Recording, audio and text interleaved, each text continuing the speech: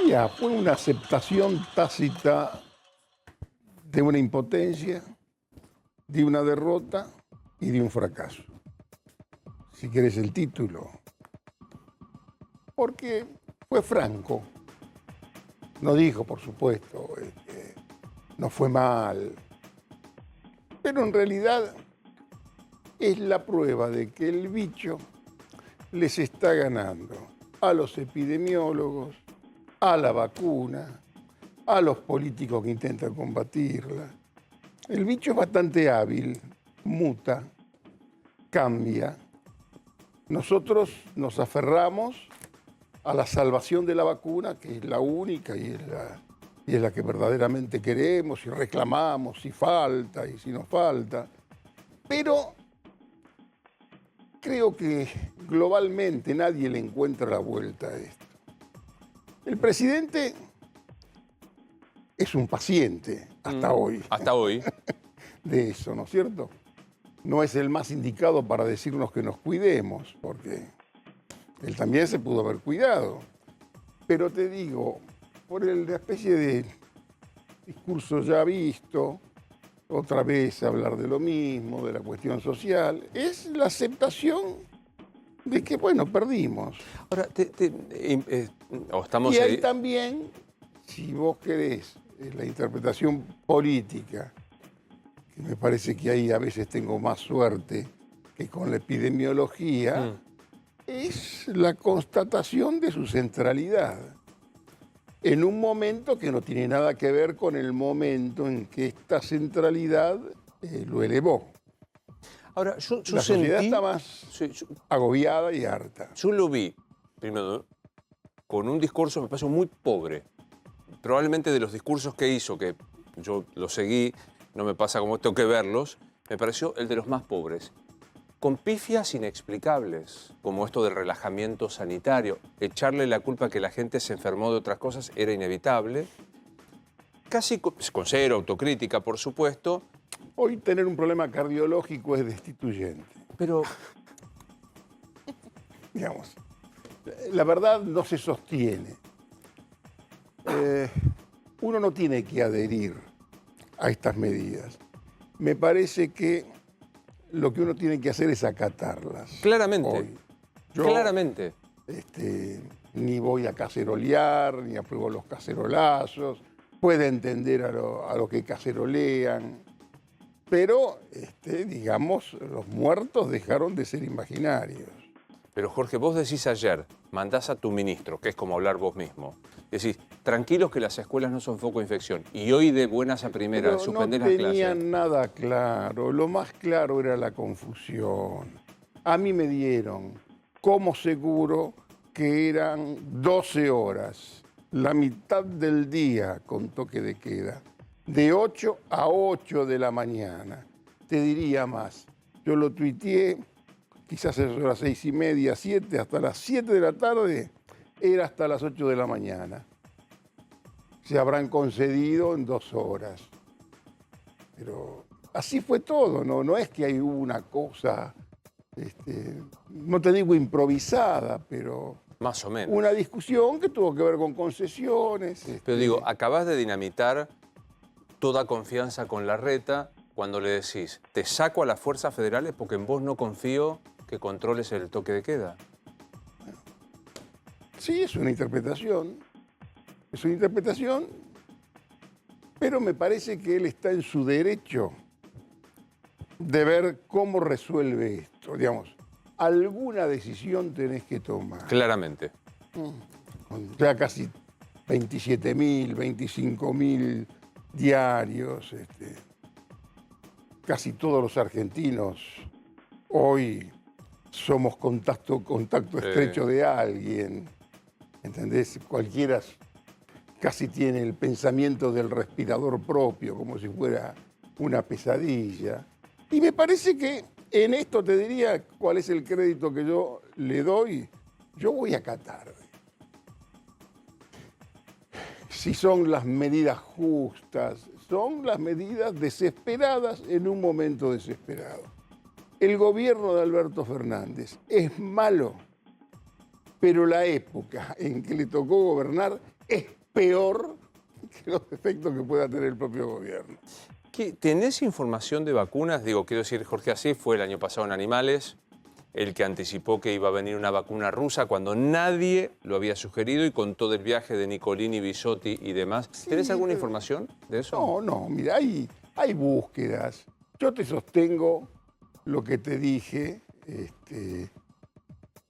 que te diría en medio año, en 6 o 7 meses, va a ser más fácil conseguir una vacuna que un paracetamol, te diría. Porque van a sobrar las vacunas, van a venir las vacunas, incluso más. Ya se van a denigrar algunas. Hoy agarrás cualquiera. Obvio. De las que venga, pero no tenemos ningún derecho a cuestionar, porque ni vos sos antivacunas, ni yo tampoco, pero tenés que aceptar que hay algún cuestionamiento hacia las vacunas. De lo que no se habla y de lo que tal vez no es elegante hablar. Cuando Alberto Fernández tiene el problema, él dice, como estoy vacunado, la cuestión fue leve. Hubo otros casos de vacunados que también fueron vacunados, distintos casos todos. ¿Qué es lo que va a pasar? Y Dios no lo permita.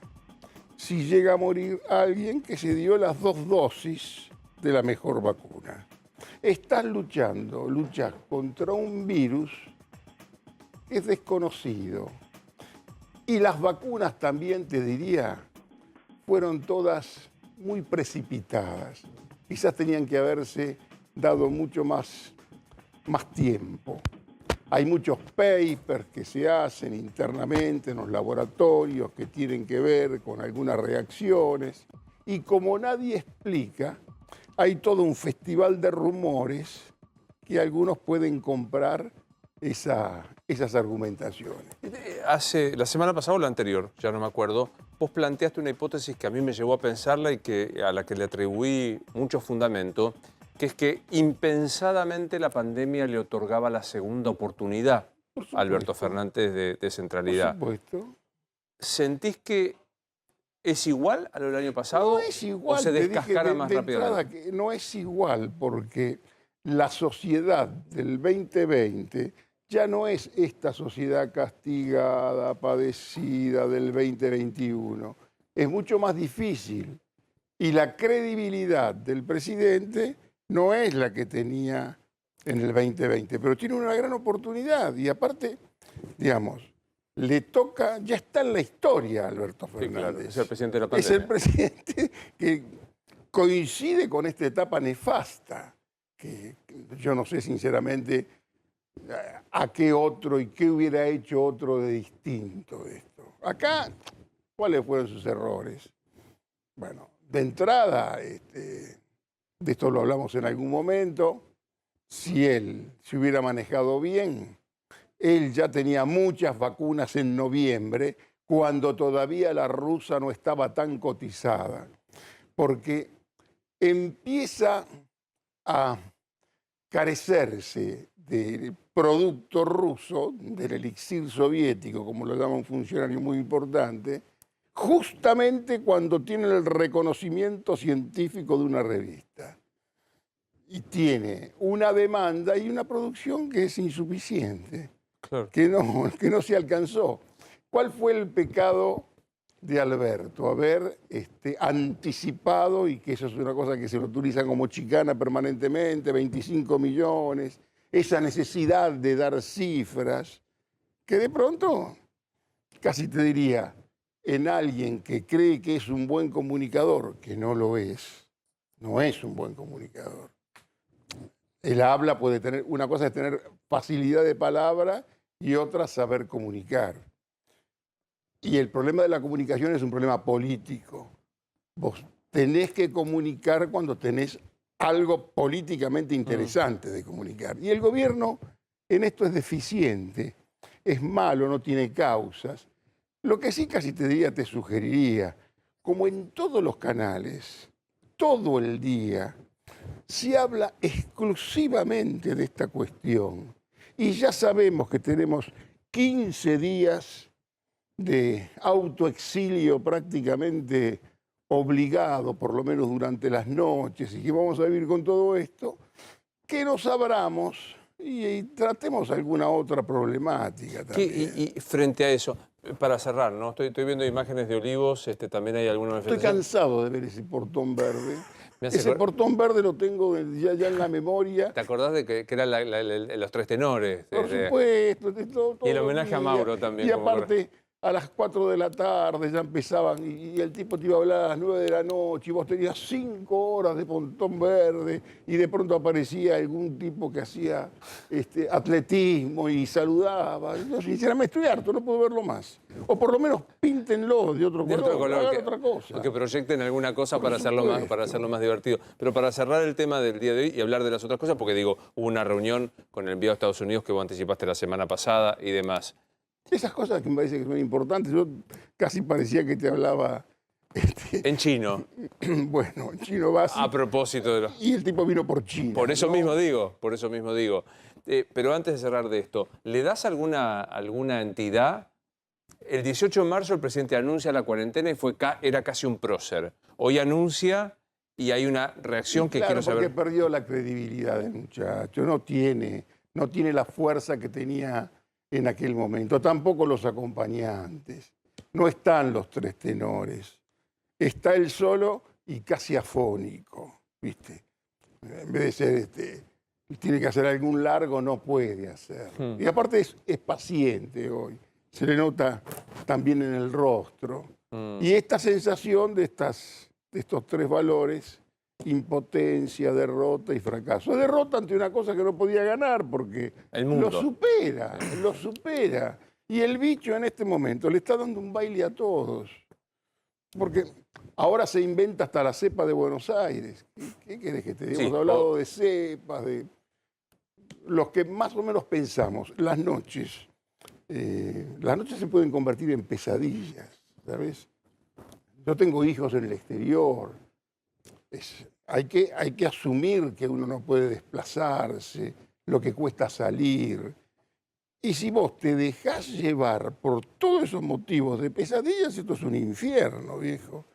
E incluso más, te invitaría hasta a tener cierto sentido del humor. ¿Entendés? Cierto sentido del humor, así sea un humor negro a veces. Pero es casi como una especie de conducta defensiva. De autopreservación. Pero por supuesto que sí, porque todo es malo. Si vos haces una cosa así global, tenés al ministro que manga por todas partes. Está todo un sector que cree que nos vamos a Venezuela y estamos gobernados por unos salvajes revolucionarios que vienen a hacer un régimen bolivariano. Y simultáneamente tenés al secretario de Estado americano que habla 1 hora con Felipe Solá. Tenés hablo de Blinken. Tenés al hombre más importante del Departamento de Estado que termina comiendo chinchulines ayer con Sergio Massa. Y un almuerzo con el que supuestamente es uno de los instrumentos para llevarnos a Venezuela. Y lo tenés del que yo te hablé la semana anterior, que vienen preocupados, pues de pronto la Argentina, pese a toda esta colección de infortunios, es una pieza importante en este esquema internacional que hoy a los argentinos nos cuesta aceptar y reconocer. ¿Entendés? Y estás entre Venezuela y el amigo americano. Quedó claro, digo, hoy trascendió así como una pequeña cuestión de que el gobierno se comprometió a no instalar la base militar china como se pretendía, como para mostrar un gesto de alineamiento con los Estados Unidos. ¿Eso quedó? Mira, hay alguna cosa, pero esto es largo. Esto te puede servir. Tienen que aprender, ¿sabes de quién? De Kissinger. Hay que leer las memorias de Kissinger, la diplomacia de Kissinger. La política internacional tiene un cinismo, si vos querés, brillante, donde los actos son muy importantes y donde todos los actores juegan con diversas piezas, ¿no es cierto? No está mal que los americanos tengan cierto temor por nuestra relación con China y tampoco está mal tener China como cliente, casi te diría, privilegiado, que invierte y por supuesto, para el cual Argentina es un país importante, ¿no? En este contexto donde te toma de tal manera el bicho, como vos decís, que te encierra, que te desconcentra. Que te baila, te pega un milongón. No sabes cómo reaccionar ante el bicho. Porque todas las verdades que dicen los epidemiólogos, todas son cuestionables. Sí, claro. Y todo tiene algún efecto secundario que producen papers que se investigan y todo está más o menos estudiado.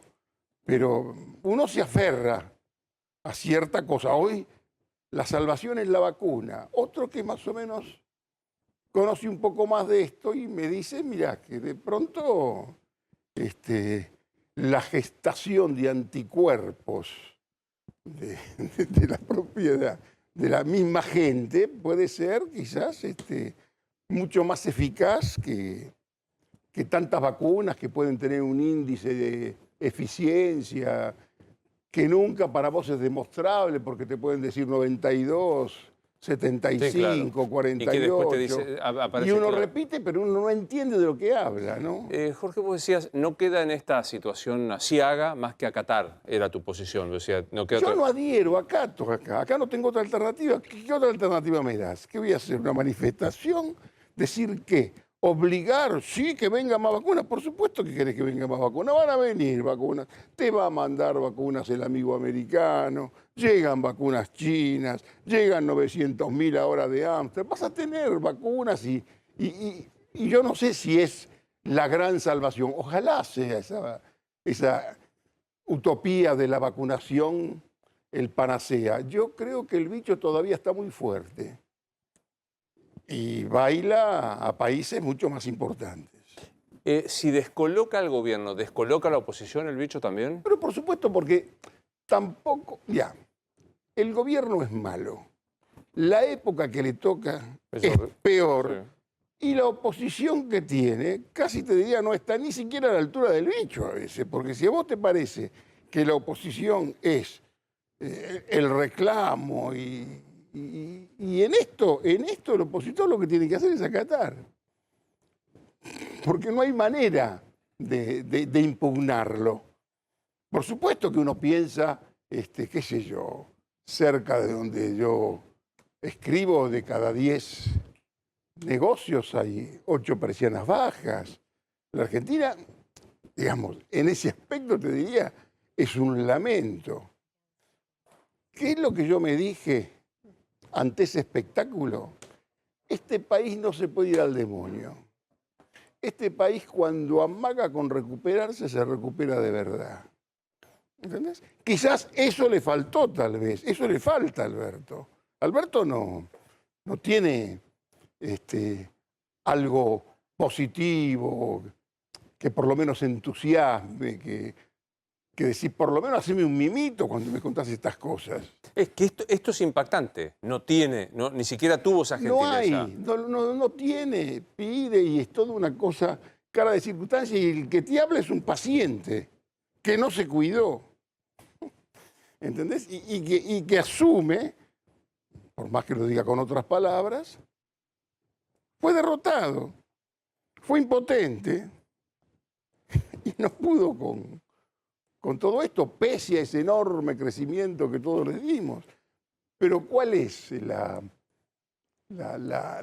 reacción posible positiva? Exigirle vacunación. Si no puede, si no se consigue. Está bien, no le exigís vacunación, pero a la par de que le pedís al tipo, al restaurante de la esquina que cierre y no le ofreces ninguna ayuda, es un año... Por supuesto que es un año más que perdido, desperdiciado. Pero el tipo, por lo menos, te tiene que convencer que quiere luchar y que en realidad son los muertos los que lo persiguen, lo que lo inspiran, lo que movilizan. Uno está detrás de esa cifra. No hay una posibilidad de prevención, qué sé yo, podés acusarlo de todo, que tiene que hacer más testeos, más esto, más lo otro, pero no da. Y tenés un país que lo tenés al ministro que manga por todas partes, tenés el vicepresidente de Brasil que dice, quizás atiradamente, que la Argentina es un país mendigo. Estamos con una renegociación que queremos 20 años. Y si es a 10 años, los muchachos, tanto el gobierno como la oposición, mirá que si no estamos nosotros, están ustedes en el poder. Alguien se va a tener que hacer cargo de este quilombo, ¿no es cierto? ¿Es utópico pensar que haya una posibilidad de tender un puente, como vos dijiste? Este gobierno debería tender puentes. Tender un puente con la oposición ante esta situación.